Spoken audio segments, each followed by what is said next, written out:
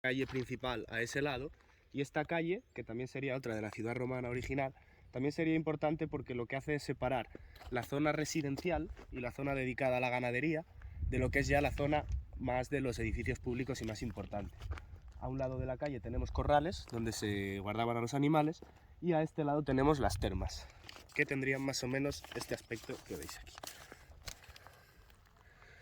Las termas, que son esa especie de balneario o spa que serían para nosotros, de las cuales solo conservamos los cimientos y algunas de las estancias, pero bueno, a través de esta reconstrucción se entiende muy bien cómo funcionaba.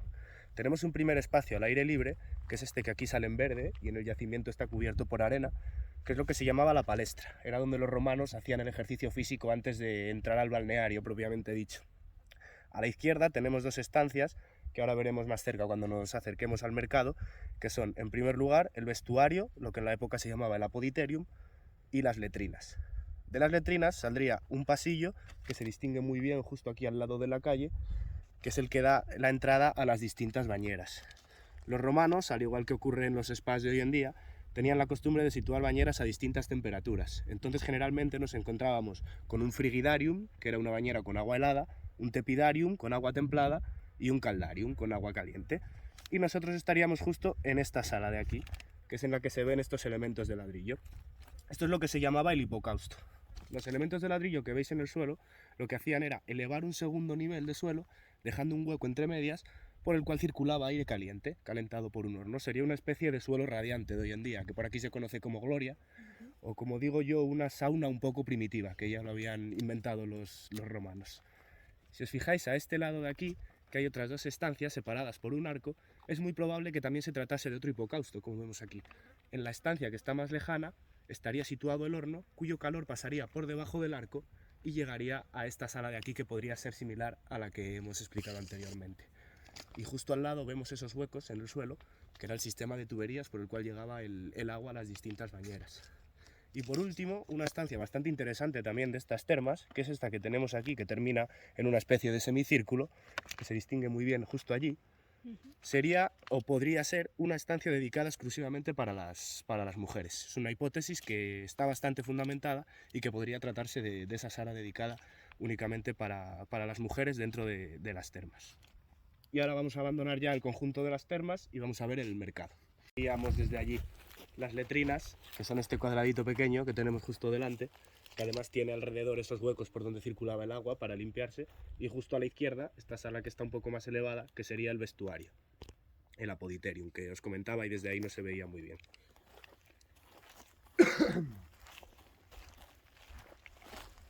Entonces aquí ya nos encontraríamos con el muro de cierre de las termas. Por situarnos, este primer edificio tendría la entrada que daría justo a ese Decumanus Maximus, que es una de las calles principales de la ciudad de Lancia, y ahora comenzaría el espacio del mercado como tal.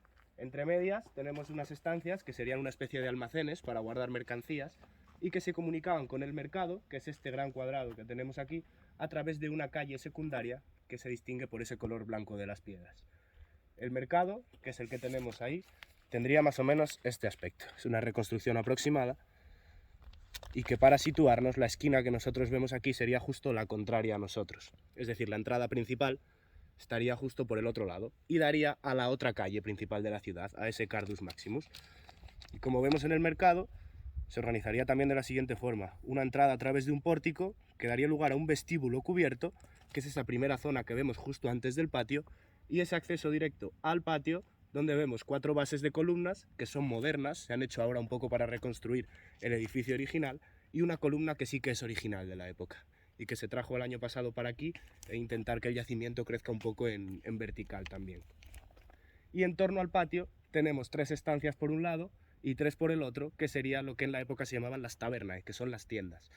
El mercado aquí en Lancia se comerciaba fundamentalmente con carne, con vino, con aceite, con cereal, con pescado también, que venía de la zona de los cántabros, y tendría su importancia tanto el mercado como la ciudad, porque serían uno de los principales abastecedores del campamento romano del cual surge León, del cual tiene su origen, de la Legio Sexta primero y luego la Legio Séptima. Además, también Lancia estaba situada en una ruta comercial bastante importante que llevaba más o menos desde aquí hasta lo que es la actual Milán, en lo que se llama la ruta primera del itinerario de Antonino, que era un emperador que se dedicó a comunicar Europa a través de estas pequeñas vías de comunicación o grandes en función de lo que él deseaba. Y esta sería el comienzo más o menos de una de las más importantes. Y además en el mercado, si nos fijamos, podemos ver un poco cuál es la vida de la ciudad de Lancia. Porque si os fijáis, se distinguen dos colores distintos de muros, unos más grises y otros como un poco más arenosos. Los grises formarían parte de su estructura original. Lancia es conquistada, como os comentaba al principio, en el 25 a.C. Tanto las termas como el mercado más o menos serían de esos finales del siglo II después de Cristo. Los muros grises son esa estructura original, pero en el siglo III, el mercado deja de ser mercado y pasa a ser un edificio residencial. Y fruto de ello son estos muros de un color más arenoso que se hacen con la reforma. ¿Qué quiere decir eso? Que Lancia está empezando a perder un poco de peso, de valor, porque se le están quitando edificios públicos, y esto sería una especie de antecedente o de prolegómeno de lo que ocurriría luego en el siglo IV, cuando el Imperio Romano cae como estructura política en Occidente y todos estos romanos comienzan a abandonar los núcleos urbanos. ¿Qué ocurre después? Que llegan otros pueblos que en lugar de asentarse lo que hacen es expoliar, lo que hacen es reaprovechar muchos materiales, algunos de los cuales construyen monasterios que quedan muy cerca de por aquí, y eso hace muy complicado que, por ejemplo, podamos saber qué edificios son esos que quedan justo después del mercado, los que están más próximos a la valla, que realmente no sabemos lo que son. Sospechamos que puede haber un templo entre estas ruinas porque es un poco lo que nos falta estando en el centro de la ciudad, pero como digo, ese abandono tan temprano en el siglo IV del núcleo urbano nos hace tener muchas dudas. Y prácticamente del siglo IV al siglo XIX Lancia queda abandonada, prácticamente cae en el olvido, y es en el siglo XIX cuando se encuentran aquí una serie de mosaicos y de huesos humanos. Entonces se le encarga a un arquitecto que estaba trabajando en la Catedral de León, en la restauración, que haga una primera excavación para ver qué es lo que hay aquí realmente. Comienzan a salir las estructuras y ya a partir del siglo XX y en el siglo XXI, a través del Instituto Leones de Cultura, se está gestionando una excavación más profesional y están saliendo todos estos núcleos, tanto termas como mercado, como el foro. Y bueno, el último gran avance que ha sido la aprobación de un centro arqueológico que se va a construir en estos terrenos que quedan justo a nuestras espaldas y que va a ser como ya el último punto para relanzar un poco Lancia y ponerlo un poco en el valor que se merece. De momento podemos enseñar esto, que es relativamente poco para lo grande que es el yacimiento, como os dije, esas 100 hectáreas, pero bueno, seguro que en unos años podremos enseñar más y lo próximo que seguramente podremos será el foro.